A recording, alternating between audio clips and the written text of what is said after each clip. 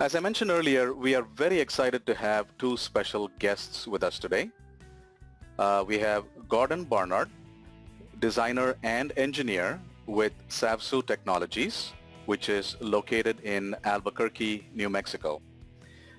Gordon has been successfully using MecSoft and IRBCAM products in his design and engineering work, and he will talk to us about how he is using these two products in production. All right, so at this point, we are ready to get started, and Gordon, we will have the presentation handed over to you. Hey Chris, thanks. Hope everyone can hear me. I guess I just wanted to start by saying thanks to everyone at MecSoft who puts these things together. I know it takes a lot of time and energy, but speaking personally, I know that on more than one occasion they've been helpful to me, so I think I speak for everyone in saying thanks for doing that. So my name's Gordon Barnard. My company is Savsu Technologies, and we're a design company that specializes in medical technology, and specifically we have a focus on cold chain solutions. So essentially we create shippers for payloads that have to be kept at a very specific temperature or within a very specific temperature range. And that can mean anything from vaccines to biologicals, living cells, blood, that sort of thing. So it's big, it's big and important stuff, and the implications are high. Our shippers are typically, we use super insulators. We do a lot of plastic thermoforming. One unique thing that we also do is we incorporate electronics into our shippers, which allows the user to have constant access to the shipper's location anywhere in the world. So we do GPS tracking. We can do temperature monitoring, internal temperature monitoring in real time. We can establish geofences. We can check for shock, tilt, all those things. So really the idea is that these really important payloads, which can mean years of research or even somebody's life, we're doing as much as possible to give the user a lot of control. So my specific position within this company is one of a designer, engineer, fabricator, technician. I sort of have a unique role in that I'm able to track a design from conception all the way to manufacturing. And it's our process that really allows us to do this, and the fact that we're still a relatively small company, but we work light, we work fast, and I'll get into that in a little bit. But I'll talk about my background. I started out with art and design training and building construction, and I guess the two of those in tandem led me to architecture. And it was really during my architecture education that I started to understand building systems, learned how to operate with CAD. I started to learn about CNC and rapid prototyping, 3D modeling, all of that stuff. So that education really prepared me well to be in the position that I'm in now, although I don't by any means consider myself an expert yet, but we're getting there. So the way that we work at Savsu, we do a lot of rapid prototyping, and I think you just saw an image of our robotic cell. We're using an ABB 4400 robot, and I just wanted to sort of walk you through what our process looks like.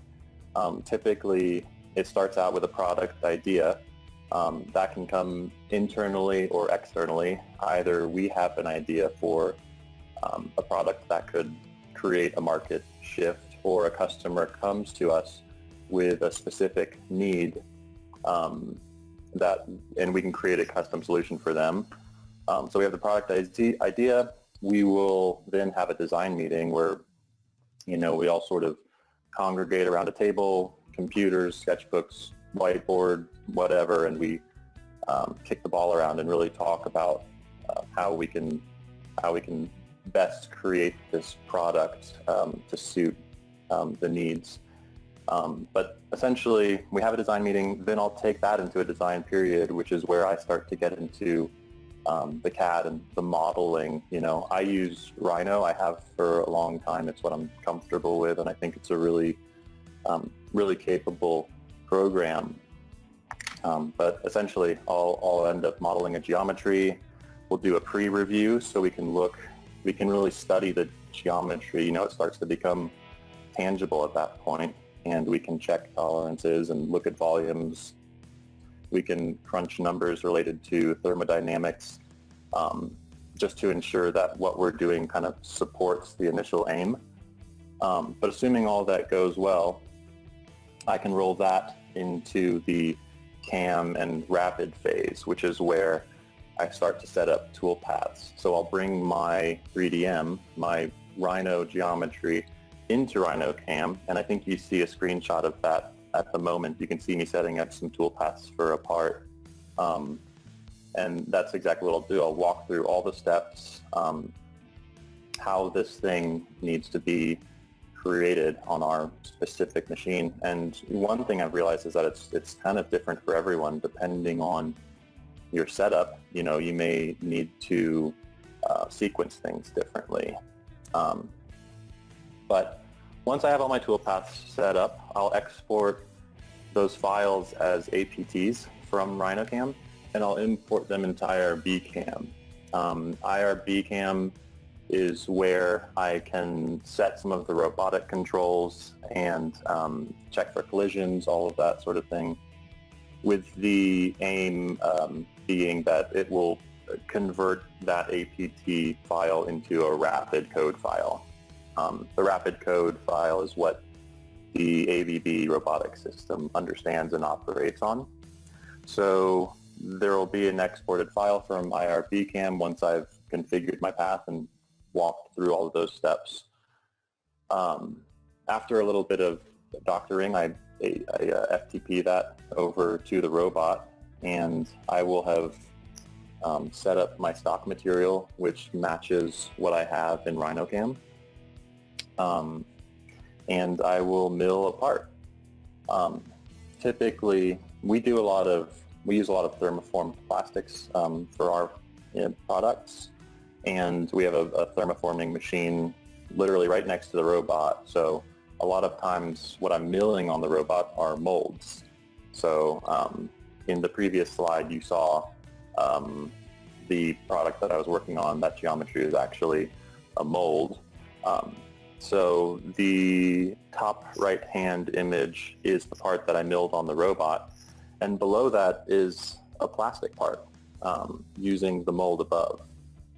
So, you know, now we have a real tangible part to look at, and I will either hand trim it, or I'll have a robotic operation to do a robotic trimming, which can be really nice for plastic parts. Or sometimes, you know, it's a variety of parts that need to be milled, molded, assembled in order to create the one product that was the idea in the first place. But anyways, after this step, we go back into a design review, and, you know, the cycle continues. So that's kind of just a step-by-step of how we work at Savsu. And believe it or not, that whole sequence can sometimes unfold within a day. You know, sometimes we're working quickly and we can really just get after it. And that speed is what allows us to, I think, be competitive in this field, especially considering our size as a company. As I said before, we're lean and we work quickly, and that gets us pretty far. The other thing that our company does or can do, we have the capability of providing custom solutions for customers. So a lot of our customers are scientific entities, researchers, pharma companies.